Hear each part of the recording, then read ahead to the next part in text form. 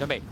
好啦，一起步飛龍在天應聲彈出啦。咁啊，第二位外邊飛輪霸，咁啊再見到中間枕頭之星啦，有呢隻紅愛射啦，後邊嗰6匹馬啦，有傳承效應飛馬更威線路達飛啊，尾三紅衫係小王爺啊，後邊一隊埋邊慣星金穗，外邊呢就年年好運嚟㗎。好啦，正在直路啦，飛龍在天仲係佔先鬥緊外邊啊飛輪霸，咁啊埋邊宜昌精神揾緊位，外邊呢仲係枕頭之星，中檔位置追嘅馬呢仲有隻紅愛射，出邊係傳承效應嗰啲馬，最後100零米啦，飛龍在天走甩咗個零身位啊！見到外邊紅愛射就追緊，中間仲有飛輪霸，第4位入邊仲有宜昌精神，接近終點飛龍在天到唔到呢？咁啊結果飛龍在天似乎到啦，外邊紅愛射似乎得一隻馬咁樣追上嚟咋，跑第3名飛輪霸，咁啊第4名埋邊就宜昌精神啊！結果今場賽事都嚟晒一啲主動型跟前跑法嘅馬，飛龍在天結果擺咗喺前面放到啦，紅愛射追好多㗎，爭少少。咁啊，至於第3名嘅馬呢，